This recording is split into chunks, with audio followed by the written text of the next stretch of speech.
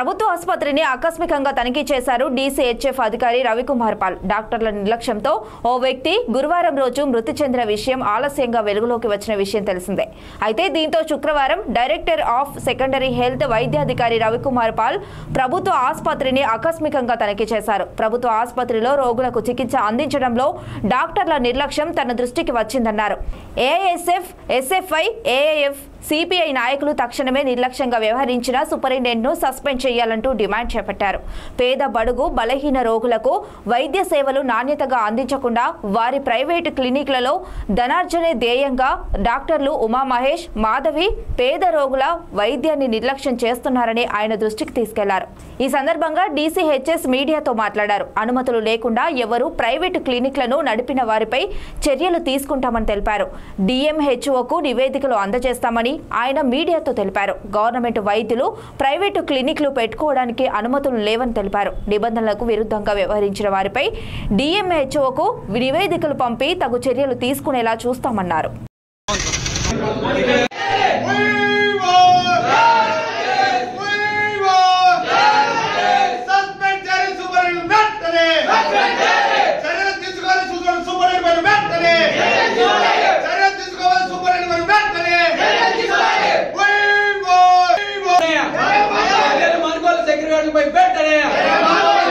దాదాపు 5-6 వేల మంది తింటారు.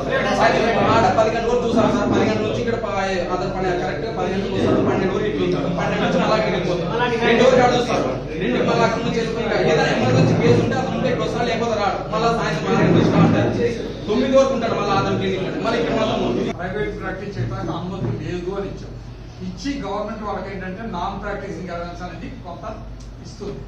తర్వాత కాలంలో వచ్చిన వాళ్ళకి అంటే రీసెంట్ గా గత 10 సంవత్సరాలు వచ్చిన వాళ్ళకి ప్రైవేట్ ప్రాక్టీస్ చేయడానికి ఎటువంటి అనుమతి లేదు.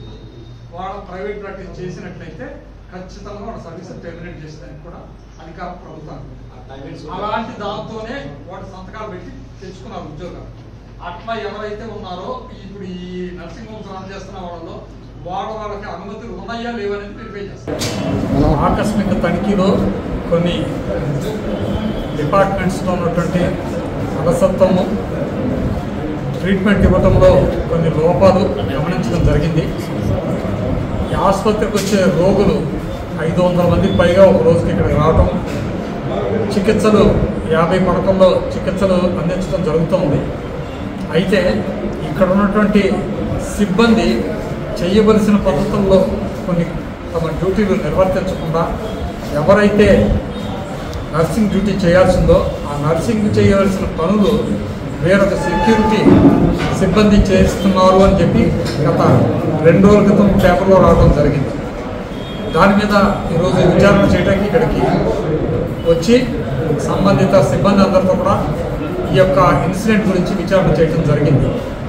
డాక్టర్స్ దగ్గర, నర్సెస్ దగ్గర స్టేట్మెంట్స్ కూడా తీసుకోవటము.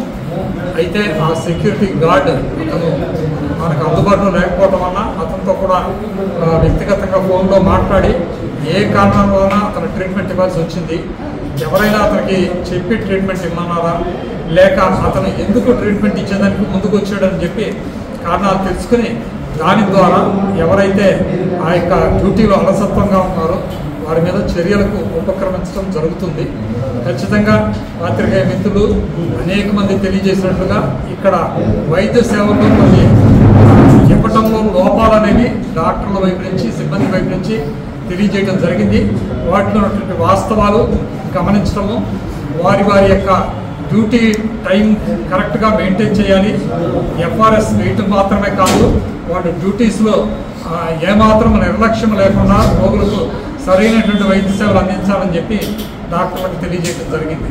అదేవిధంగా వైద్య సేవలు అనగా హాస్పిటల్లో ఇచ్చే మందుల విషయంలో కూడా, తర్వాత మెటీరియల్స్ విషయంలో కూడా ఎవ్వరికీ కూడా ఎటువంటి ఇబ్బంది కలిగించి బయట నుంచి మందులు తెప్పించుకోవడము ఇటువంటి కార్యక్రమాలు ఉండకూడదు.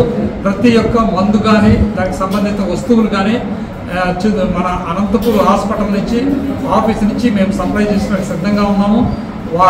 ఫార్మసీ డిపార్ట్మెంట్ వారి ద్వారా రిక్వైర్మెంట్ అడిగేటట్లయితే వారికి తగినటువంటి రిక్వైర్మెంట్ మేము ఇవ్వటం జరుగుతుంది. అదేవిధంగా డైట్ విషయంలో కూడా డైట్ కాంట్రాక్టర్ని పిలిచి ప్రతి ఒక్క రోజు కూడా డైట్ ఏమేమి ఇస్తున్నారు మెనూ అనేది ప్రతి వార్డులో డిస్ప్లే చేయవలసిందిగా వాళ్ళకి తెలియజేయడం జరిగింది. ఆ డైట్ కూడా మెనూ ప్రకారంగా డైట్ పేషెంట్లకు ఇవ్వాలి. అదేవిధంగా డైట్ సాటిస్ఫాక్టరీ సర్టిఫికేట్ కూడా ఆబ్టైన్ చేయడం జరుగుతుంది రోగుల దగ్గర నుంచి. ఈ విధంగా ఈ ఆసుపత్రిలో చాలా చోట్ల చాలా మందికి రిఫర్ చేస్తున్నట్లుగా మా దృష్టికి వచ్చింది. ప్రతి చిన్న రోగులకు చికిత్సలు ఇవ్వకుండా అనంతపూరు, బళ్ళారి వేరు చోట్లకు పంపించడం అనేది జరుగుతుంది. దాని మీద ఒక రిజిస్టర్ మెయింటైన్ చేయవలసిందిగా సూపరింటెండెంట్ గారికి మేము తెలియజేయడం జరిగింది.